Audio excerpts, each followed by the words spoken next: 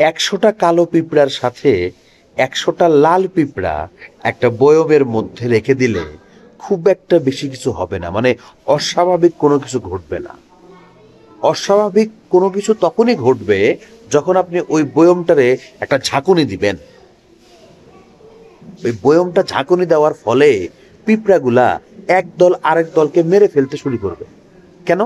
কারণ তখন লাল পিঁপড়ারা মনে করবে যে কালো পিঁপড়াগুলো হলো তাদের শত্রু, আর কালো পিঁপড়া মনে করতে শুরু করবে যে লাল পিঁপড়াগুলো মনে হয় তাদের শত্রু। আসলে কি তাই? আসলে তা নয়। অথচ প্রকৃত শত্রু কিন্তু ওই বয়মটারে যে ঝাঁকুনি দিছে সেই ব্যক্তি, তাই না? হুম। এখন ফ্যাক্ট হলো যে আমাদের সমাজেও ঠিক এরকমটাই ঘটে। পেছন থেকে কেউ যতক্ষণ, মানে পেছন থেকে যে একটা উস্কানি দেয়, কাটি করে, সে ওই কাটি করার পরে, উস্কানি করার পরে দুই পক্ষের মধ্যে লেগে যায় গ্যাঞ্জাম। আর যে কাটি দিছে সে দূর থেকে খালি মজা নেয়, ও ইয়া। তাই পরস্পরকে মারতে ছোটার আগে, একে অন্যকে মারামারি করার আগে আমাদের অন্তত একবার হলেও ভেবে দেখা উচিত যে ওই বয়মটা, ঝাঁকুনিটা দিচ্ছে কেডা, তৃতীয় ব্যক্তিটা কেডা, সেই আসল শত্রু।